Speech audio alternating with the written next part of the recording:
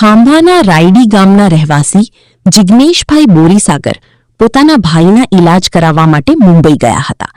ત્યાં તેની ઓળખાણ આમિર નામના વ્યક્તિ સાથે થતા તે વ્યક્તિએ જિગ્નેશભાઈને સબસિડીવાળી લોન કરી આપવાના બહાને જિગ્નેશભાઈ પાસેથી અવારનવાર ઓનલાઈન પેમેન્ટ કરાવી કુલ 1,84,000 ટ્રાન્સફર કરાવવામાં આવ્યા હતા, પરંતુ કોઈ પણ જાતની લોન કરાવી આપવામાં આવેલ ન હતી અને આમિર દ્વારા વારંવાર કોઈના કોઈ બહાના કાઢવામાં આવતા જિગ્નેશભાઈને શંકા જતા તેઓએ આમિર પાસેથી પોતાના પૈસા પરત માંગ્યા, પરંતુ જિગ્નેશભાઈને તે પૈસા પણ પરત ના આપતા જિગ્નેશભાઈ દ્વારા સાયબર ક્રાઇમમાં ફરિયાદ નોંધાવવામાં આવી.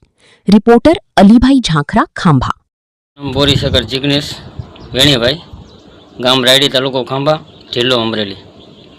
મેં હમણાં 9 તારીખે એફઆઈઆર લખાવી છે ખાંભા. પહેલાં ઓનલાઈનમાં 29 મેં કોલ કર્યો હતો સાયબર ક્રાઇમમાં. 1 વર્ષ દિવસ પહેલાં હું મુંબઈ ગયો હતો. મારા ભાઈની તબિયત થોડીક લૂઝ હતી એના માટે, તો ત્યાંથી હું બે દિવસ એને હોસ્પિટલાઇઝ દૂર કર્યો, એટલે હું ફરવા આવી ગયો. પછી 2 દિવસ તો ત્યાં એક અમીર નામનો એક શખ્સ મને મળ્યો, ત્યાં કાશી મીરા રોડ કહેવાય, ત્યાં ગુજરાતી બહુ ફરવા આવતા હોય. તો અહીંયા પહેલાં તો મને એને ચાની ઓફર મારી કે મને ચા પીવો, કેમ કે હું કોલમાં વાત કરતો તો એને ખબર પડી કે આ ગુજરાતી છે. તો મેં કોલમાં એને જોડે પહેલાં તો વાત કરી, કોલમાં હું વાત કરતો તો એને મને ચાની ઓફર આપી, એટલે મેં ચા પીધી એની સાથે. ચા પીતા એકબીજાના નંબર અદલી બદલી કરી કે ભાઈ તમારો નંબર આપો, ક્યારેક મુંબઈ આવતો હોય મને કહેજો, હું મુંબઈનો લોકલ છું, આવું છું.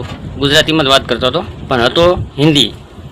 પછી હું ત્યાંથી 1-2 દિવસ પછી નીકળી ગયો, એટલે બસમાં હું હતો ને બસમાં એનો કોલ આવ્યો. મને કે તમે શું કરો ને શું કામ ધંધો ને એવી રીતના પહેલાં તો મને ઓફર માર્યો મળ્યો. એટલે મેં કીધું છે એવી રીતની બધી વાત કરી. મને એમ લાગ્યું બહુ ગુડ માણસ છે. તો મને કે તમે ધંધો શું કરો? મેં કહ્યું હું ઓટો સ્પાર્ટનો કરું છું રાજકોટ. એ કે ઠે તો એ કે તમારે ધંધો વધારવો છે? એટલે મેં કઈ રીતનો ધંધો વધારવો? એટલે મને કે મારી પાસે કે ટાટા કેપિટલ નામની એક એપ્લિકેશન છે, એમાં લોન તમને 10 લાખની કરી દઉં, એમાં તમને 6 લાખની સબસિડી 4 લાખની સબસિડી મળે, તમારે 6 લાખ જ ભરવાના રહે. એટલે હું થોડોક લલસાનો, મેં કહું 10 લાખ મળતા હોય ને ધંધામાં જો મારે રોકાણ થતું હોય ને 6 લાખ ભરવા પડતા હોય તો કરું. તમે સારું હાલો, તો એમાં શું કરવાનું? મને ખાલી ઓનલી ફોર તમારે 13,000 રૂપિયા ફાઇલ ચાર્જ લાગશે. મેં સારું. પહેલાં મેં 2,000 રૂપિયા નીકળ્યા, સ્કેનર મોકલ્યો 2,000 રૂપિયા નીકળ્યા, કેમ કે પહેલાં સ્કેનરમાં 2,000 હજાર, પછી 5 નીકળ્યા, પછી 7 નીકળ્યા, પછી 1,000 નીકળ્યા, એવી રીતના મેં 13,000 નીકળ્યા. 13,000 નીકળ્યા પછી મને અવારનવાર લાઈન ભરે કે હું સાહેબારે વાત કરું છું, ઓલું કરું છું, પાછું એમ કે મને 13,000નો ખર્ચો થાય. એ લાંબી પિક્ચર હાર્યા કરી. એવી રીતના મારી પાસે પહેલાં સ્ટાર્ટિંગમાં 70,000નો ઠગ કર્યો. પછી મને થઈ ગયું મને હવે આ વ્યક્તિ મને લોન નહીં કરી દે ને, આ મારો ઠગ કરવા જેવો છે. પછી મેં કોલ કર્યો, ભાઈ તારું જે હોય મને તમને મારા પૈસા રિફંડ કરજો, મારે લોન બાઉન્ડ કાંઈ કરવું નથી. તો મને કે એક કામ કરો, તમને નવું એકાઉન્ટ ખોલી દો, કેમ કે આમાં ઇન્કવાયરી 11 બોલે છે, આવું બોલે છે, તેવું બોલે છે, એટલે તમારી કે લોનમાં થોડુંક ઇસ્યુ આવે છે. મેં સારું એકાઉન્ટ બીજું ખોલી દો, એટલે એ અહીંથી તમને મુંબઈ જઈને ખોલી દો, તમારે મુંબઈ ગયા લોન બેસી જાય. સારું. મેં એનો ખર્ચો કેટલો થાય કે 60,000નો થાય, તમારે 30-30ના 2 હપ્તા નાખવા પડે.